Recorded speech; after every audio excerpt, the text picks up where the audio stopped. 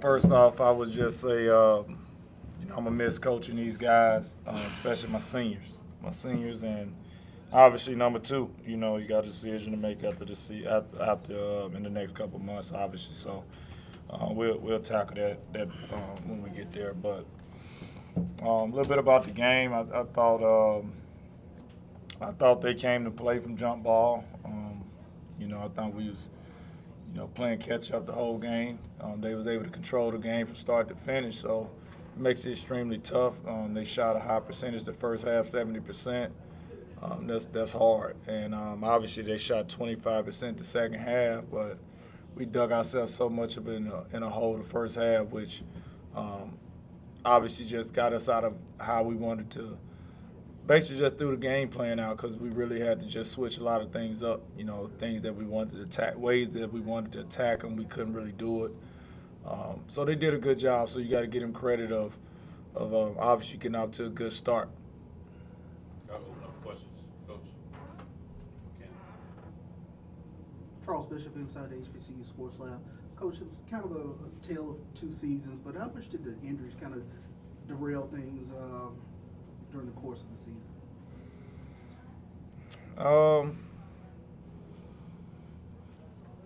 I'm pausing for a second because I might have spoke about that enough to my local media that cover us every single day. So I don't want to make this a national thing. So I'm gonna just leave it at the guys that suited up every single night gave us everything we had, and those guys went out and won 11 games in this conference, and this is a tough conference. It's 14 games, 13 games, 12, and two teams at 11, and we was one of those 11. So, I go to war with these guys each and every night.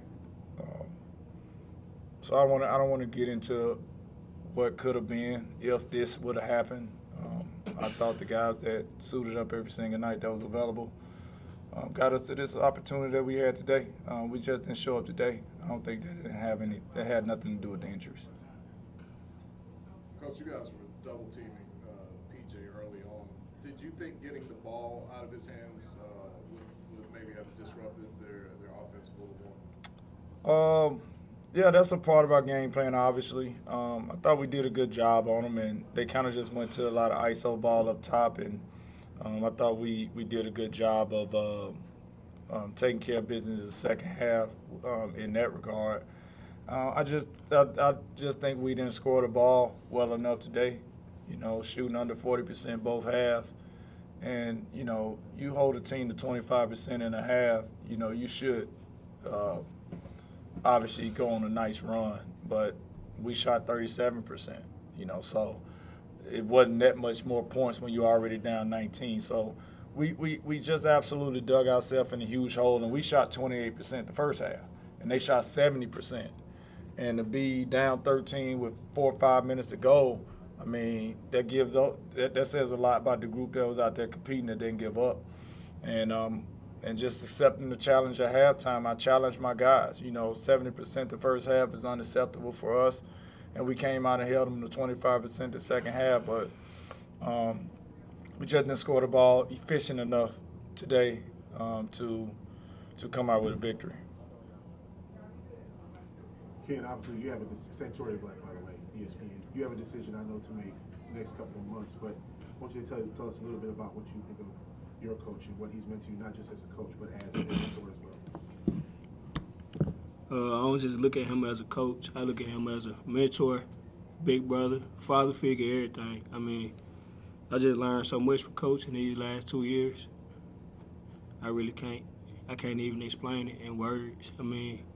From the small to shooting tips that you can't get from everybody, to the lessons off the court and all that. Coach, same thing for you. Talk about Ken. He's a warrior. You talk about, you did mention injury, so I'll talk about that. He led the league in minutes. He's plenty of nights played 40 minutes for me and never missed a game, never missed a practice. So for me, I always say that to him. I say, Ken, listen, I played 40 minutes a game. I never missed a practice. I never missed a game. And he took that to heart. He came in practice, banged up some days, and he still went out there and practiced. Got himself ready to play every single night. And I always tell him each and every day on how good he could be, and it's all a mindset. And it's all about how you carry yourself. It's all about your approach each and every day. If you got a game on Saturday and today Monday, you win that game Saturday on Monday. How you prepare, what you put in your body, how you resting, right? You don't win games the night before the game or the day of. Everybody's ready to play on game day, but are you ready to win? That starts during the week.